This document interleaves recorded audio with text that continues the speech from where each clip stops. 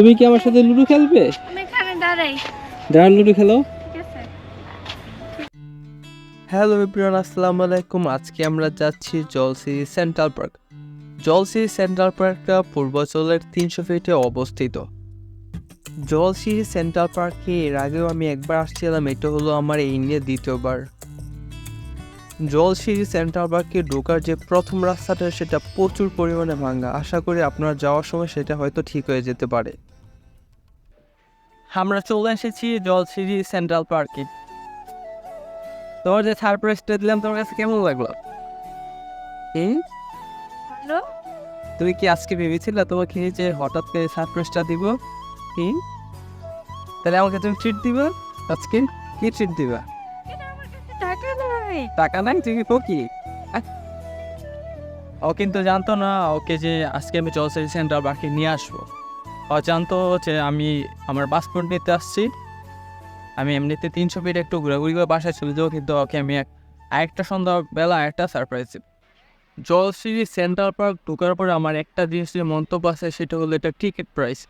আমার জানা মতে জলসিরি সেন্ট্রাল পার্কটা বাংলাদেশ আর্মিরা করছে, কিন্তু এটার টিকিট প্রাইসটা আসলে অনেক বেশি, 200 টাকা। এটা আপনার 50 থেকে 100 টাকা হলে সর্বোচ্চ ঠিক ছিল, কিন্তু 200 টাকার হিসেবে এটা অনেক বেশি। আমি কর্তৃপক্ষের কাছে বলবো যে প্রাইসটা একটু কমানোর জন্য। জলসিরি সেন্ট্রাল পার্কটা মোটামুটি অত বড় না, মোটামুটি ছোটই, কিন্তু এখানে আপনাদের শিশুদের জন্য একটা প্লেস আছে। শিশুরা এখানে ভালো মতো তাদের বিভিন্ন রাইডস আছে, সেগুলো এনজয় করতে পারবে। এখানে শিশুদের জন্য 6-7টা রাইডস আছে, সেগুলো তারা এনজয় করতে পারবো। আমরা এখন চলে আসছি এই পার্কের সবচেয়ে দর্শনীয় জায়গা। চলো।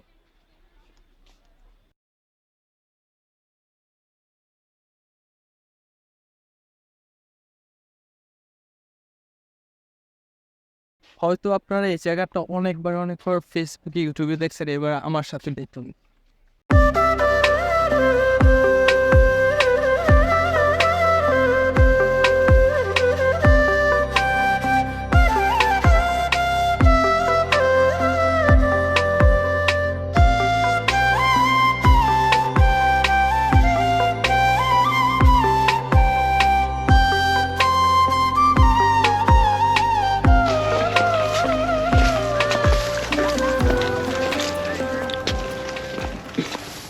আমরা কোথায় চলে আসলাম? আমরা চলে আসছি পাজেলের মাঝখানে একটা লুডো পয়েন্ট আছে, সেখানে চলে আসছি। ঠিক আছে, তুমি কি আমার সাথে লুডো খেলবে? আমি এখানে দাঁড়াই। দাঁড়ান, লুডো খেলো। ঠিক আছে। এক কোথায় দেখো তো। এই যে এক, এই যে এই যে এক।